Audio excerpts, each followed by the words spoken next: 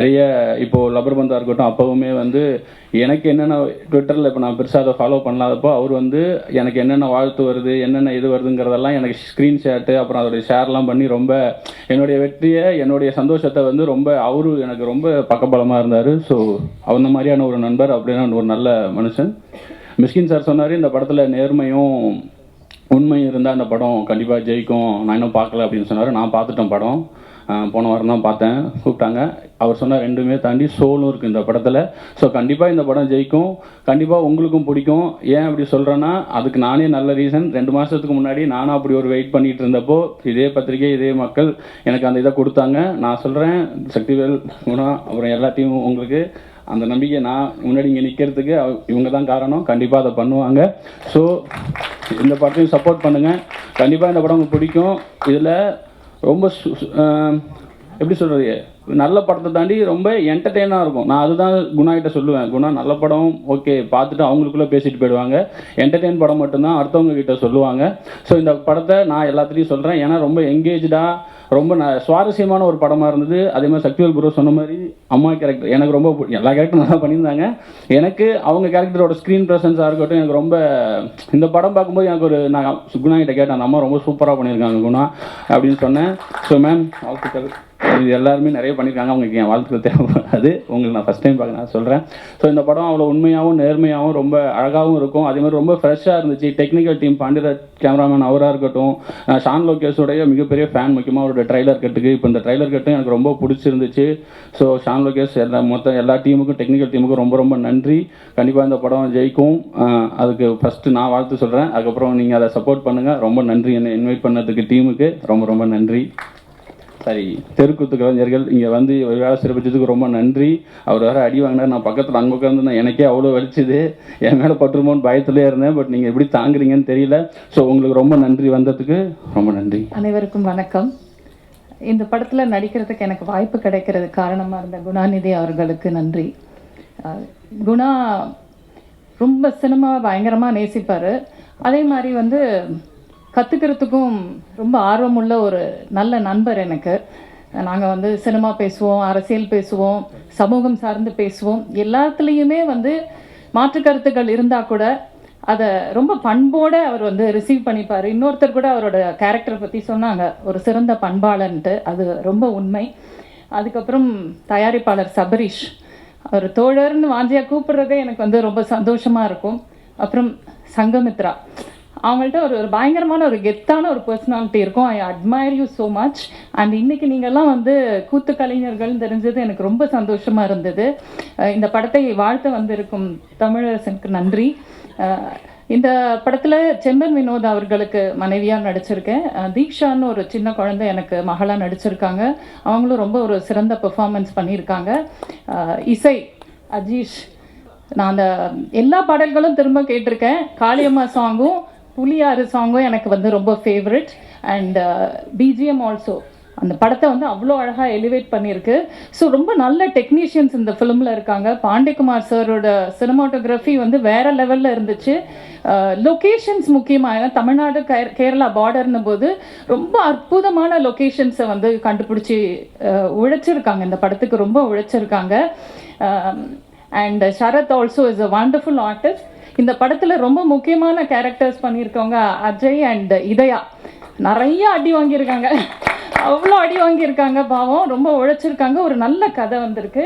And Srirekha ma'am, what a performance. So இந்த படம் வந்து பெர்ஃபார்மன்ஸ் ஓரியன்டாகவும் சரி, டெக்னிக்கலாகவும் சரி, ஒரு ஹார்ட் வார்மிங் டேலாகவும் சரி, இது வந்து ரொம்ப நல்ல படமாக இருக்கும்.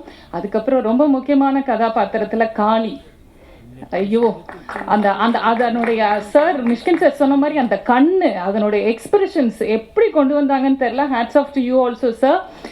And finally my dear director Sakthivel sir, இப்படி ஒரு இயக்குனர் இருக்க முடியுமான்னு நான் வந்து ஸ்பாட்டில் பார்த்துருக்கேன். He'll be very silent, very silent. அவர் பேச மாட்டார், அவர் படம் தான் பேசும். கண்டிப்பாக இந்த படத்தை பற்றி நீங்கள் எல்லாம் பேசுவீங்கன்னு நான் நம்புகிறேன். இங்கே வந்து சப்போர்ட் பண்ணதுக்கு நன்றி. இந்த படத்தை பார்த்து நீங்கள் வந்து இதை கொண்டு போய் சேர்க்கறதுக்கு உங்களுடைய சப்போர்ட் ரொம்ப தேவை. வந்திருக்கக்கூடிய ப்ரெசன்ட் மீடியா எல்லாருக்கும் ரொம்ப நன்றி. வாய்ப்பு கொடுத்ததுக்கும் நன்றி. இந்த படத்தில் எனக்கு என்னோடய கதாபாத்திரம் வந்து நான் ஹீரோவோட தாய்மாவனாக நடிச்சிருக்கேன். படத்துக்குள்ளே ரொம்ப முக்கியமான கதாபாத்திரம். அப்புறம் இந்த கதை இயக்குனர் சக்திவேல் வந்து எனக்கு அவர் படம் பண்ணுறதுக்கு முன்னாடிலேருந்தே தெரியும். ஒரு படம் வந்து ஆக்சுவலாக டிஸ்ட்ரிபியூஷனுக்கு ஒர்க் பண்ணியிருந்தார். அப்போது இருந்து எனக்கு அவரை தெரியும். அதனால் எல்லா படத்துலையுமே கூப்பிடுவார். பயணிகள் கவனிக்கும்லேயும் ஒரு ஒரு ரோல் கூப்பிட்டுருந்தார். அப்போது வந்து சூழ்நிலையால் அதை பண்ண முடியல.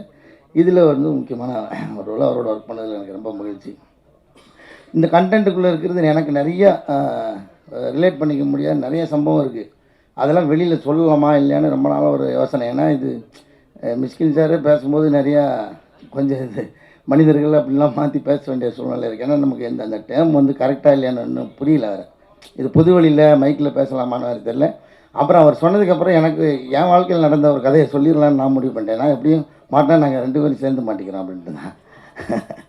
ஏன்னா அவருக்கு நடந்த மாதிரி என் வாழ்க்கையில் நடந்தா. சின்ன பையன் எங்கள் ஊரில் ஒரு நாய் இருந்தது. எனக்கு அப்படி சொல்லி தான் பழக்கம். ஆனால் அதுக்கு ஒரு பேர் வச்சுருந்தோம், கருப்பு. அதுக்கு பேர் அது ஃபுல் பிளாக்கில் இருக்கும். இருட்டிலலாம் இருந்தால் தெரியவே தெரியாது.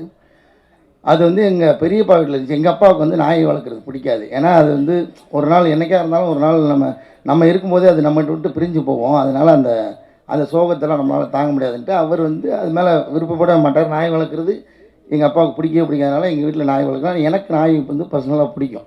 அப்போ இது எங்கள் பெரியப்பா எங்கள் ஊரில் ஒரு முறையில் பெரியப்பா இருக்கிற வீட்டில் இருக்கிற அது வந்து அது என்னமோ தெரியல, என் மேலே பயங்கரமான பாசம். அதுக்கு நல்லா வளர்ந்துச்சு. கிட்ட ஒரு 10 வயசுக்கு மேலே இருக்கும். அது நல்ல ஒரு முதிர்ச்சியான ஒரு இதில் பருவத்தில் இருக்கும்போது அதே மாதிரி அதுக்கு மனநலம் பாதிக்கப்பட்டுருச்சு.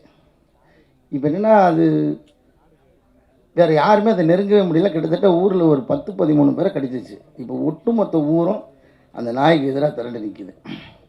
இந்த நாயை கொன்னே ஆகணும் அப்படின்ட்டு. இப்போ என்னென்னா அவங்க வீட்டில் இருக்கிறவங்க கூட அந்த நாயை நெருங்க முடியல. ஏன்னா கடிக்க வருது, யார் போனாலும் கடிக்க வருது. இப்போது அவங்க வீட்டில் ஒப்புதல் வாங்கிட்டாங்க. சரி இதை நாங்கள் வந்து இதான் என்ன சொல்கிறது, மக்களை காப்பாற்றுறதுக்காக இதை கொல்ல போகிறோம் அப்படின்ற ஒரு முடிவுக்கு வந்துட்டாங்க. ஏன்னா அப்போல்லாம் வேறு இந்த மாதிரி ஊசி போட்டு அந்த மாதிரி ட்ரீட்மெண்ட் பண்ணுறதுக்கெல்லாம் அப்போல்லாம் இல்லை. எங்கள் ஊரில் கிராமத்துலலாம் அந்த வசதியெலாம் இல்லை. நான் ரொம்ப ஒரு 10-12 வயசில் இருக்கும்போது. அப்போது என்னை மட்டும் அது கடிக்கவே இல்லை, என்னை மட்டும் அது ஃப்ரெண்ட்லியாகவே வச்சுருக்கேன். எனக்கு அது புரியவே இல்லை. இப்போ என்னென்னா மொத்த ஊரும் சேர்ந்துக்கிட்டு என் மேலே ஒரு கோரிக்கை வைக்குது. கோரிக்கைன்ற நிர்பந்தம். நாங்கள் வந்து ஒரு எலி பாசாங்கத்தை வந்து தருவோம், அது நீ கொடுத்தா தான் சாப்பிடும், அதனால் நீ தான் கொடுக்கணுன்ட்டாங்க. இப்போ வந்து இட்லியில் வெட்டி அதுக்குள்ளே வச்சு எனக்கு எக்ஸ்பிளைன் பண்ணுறதுக்கு பயமாக பதட்டமாக இருக்குது. நான் தான் கொடுத்து ஆகணும், ஏன்னா வேறு யாரும் கிட்ட போக முடியாது. நான் வந்து வேறு வழியே இல்லை, கொடுத்துட்டேன். அது ஒரு பெரிய ஊர் மொத்தமாக சேர்ந்து ஒரு கலவரம் ரேஞ்சுக்கு செயல்படுறாங்க. எல்லோரும் வீட்டுக்குள்ளே இருக்காங்க. அப்புறம் வந்து மாடு குடிக்கிறதுக்காக வச்சுருக்கிற தண்ணியெல்லாம் வந்து மூடி போட்டு மூடுறாங்க. ஒரு பரபரப்பாக இயங்குது. இது ஆரம்பிக்கிறதுக்கு முன்னாடி இப்படி ஃபுல்லாக அலர்ட் ஆகுது ஊரே. எனக்கு இது ஏன்னு தெரியாது. அப்புறம் தான் சொன்னாங்க, இந்த எலி வாசனை சாப்பிட்டுருச்சுன்னா தண்ணியை குடிச்சா பொழைச்சிக்குமா, அதனால் தண்ணி குடிக்க விடாமல் இருக்குது. ஊருக்குள்ளே எங்கெல்லாம் பொதுவான இடத்துல தண்ணி திறந்துருக்கு எல்லா இடத்தையும் க்ளோஸ் பண்ணி இப்போ அலர்ட்டை கையில் கட்டையோடு அங்கங்கே தெருமுக்கில் எல்லாம் நிற்கிறாங்க. இப்போ இது யதார்த்தமாக என்னை பார்க்க வருது. இப்போ இந்த இட்லி நான் வச்சு கொடுத்துட்டாங்க, நான் கொடுக்கணும், வேறு வழி இல்லை, கொடுத்துட்டேன். சாப்பிட்டுருச்சு. இப்போ என்னென்னா இவங்க எல்லா இடத்துலையும் நிற்கிறாங்க, அது இங்கேயும் போக முடியாது. அது சாப்பிட்டுட்டு என்ன ஒரு பார்வை பார்த்துருச்சு. என்னால் அதை கடக்கவே முடியல. நான் கொஞ்சம் எமோஷனல் வேறு. அப்புறம் என்ன ஆயிடுச்சுன்னா எல்லா இடத்துக்கும் ஏமாற்றி தப்பிச்சு ஓடிட்டான். ஊருக்கு வெளியில் ஊத்துன்னு ஒரு குட்டை இருக்கும், அந்த குட்டையில் போய் தண்ணி குடிச்சிட்டான், தப்பிச்சிட்டான். இப்போது ஆனாலும் ஊர் இதுக்கு எதிராகவே தான் நிற்கிது. ஆனால் எனக்கு என்னென்னா நல்ல வேளை என் கையால் அது சாகலை. அப்படி திரும்பவும் அந்த அப்ளிகேஷனுக்கே வந்தாங்க. இனிமேல் அதை செய்ய மாட்டேன்னு சொல்லி எங்கள் வீட்டிலலாம் வேறு என்னை திட்டினாங்க. அது எவ்வளோ பெரிய பாவம் தெரியுமா? எனக்கு தெரியாது இது தண்ணி குடிச்சா பொழைச்சிக்கொன்றது. இதெல்லாம் இவ்வளோ திட்டம் பண்ணுறது நீ கொண்டு போய் வச்சுருக்கேன்னா எனக்கு தெரியாது.